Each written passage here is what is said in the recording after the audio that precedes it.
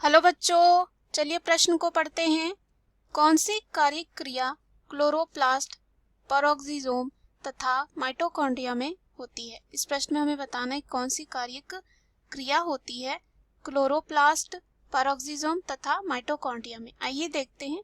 सबसे पहले हम बात करते हैं इस प्रश्न में मुख्य अवधारणा की। देखते हैं कि प्रकाश श्वसन क्या होता है।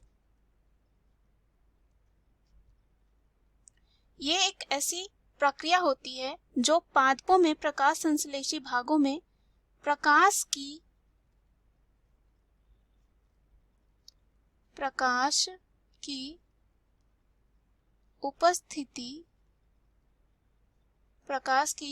उपस्थिति में सामान्य श्वसन के अतिरिक्त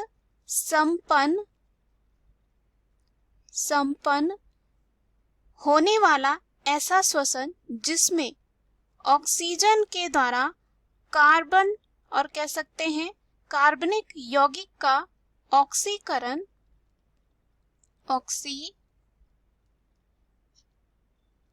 किया जाए परंतु ऊर्जा का उत्पादन नहीं हो तथा कार्बन डाइऑक्साइड भी विमुक्त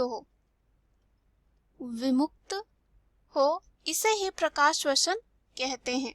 इसको हम ऐसे भी कह सकते हैं, पादपों में पाई जाने वाली ऐसी क्रिया जिसके अंतर्गत भोज्य पदार्थों का बिना ऊर्जा के उत्सर्जन के विघटन की क्रिया संपन्न हो, प्रकाश श्वसन कहलाता है।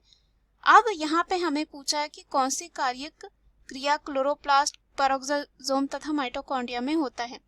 ये तीनों जो है कोशिकांग है। क्या है? कोशिकांग। क्लोरोप्लास्ट को हम हरितलवक कहते हैं, जिसमें क्या पाया जाता है? क्लोरोफिल यानी कि पर्णहरिम पाया जाता है, जो क्या करता है? मदद करता है प्रकाश संश्लेषण प्रक्रिया में पौधों में। पेरोक्सिसोम की बात करें, ये भी एक कोशिकांग है। इसका कार्य ये होता है जैसे कि यहाँ पे कुछ एंजाइम पाए जाते हैं, जैसे कि ऑक्सीडेज, पेरोक्सीडेज, कैटालेज जो होता है एंजाइम, वो क्या करता है? H2O2 को विघटित करते हैं ताकि क्या हो सके, वो जो है ज्यादा विषैला ना रहे। उसके बाद माइटोकॉन्ड्रिया भी एक कोशिकांग है और कह सकते हैं यूकेरियोटिक कोशिका का एक हिस्सा है। माइटोकॉन्ड्रिया का मुख्य काम होता है कोशिकीय श्वसन करना।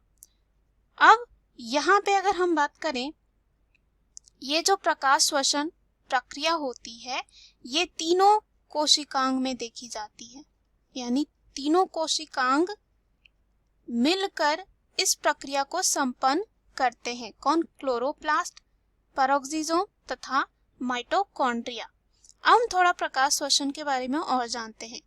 ये जो क्रिया होती है, ऊर्जा के उत्सर्जन ना होने के कारण यह क्रिया नष्टकारी क्रिया होती है। हम ऐसे कह सकते हैं ये क्या होती है? नष्टकारी क्रिया, और कह सकते हैं नष्टकारी क्रिया के नाम से जानी जाती है। उसके बाद प्रकाश श्वसन क्रिया सामान्यता ये देखी जाती है C3 चक्र में।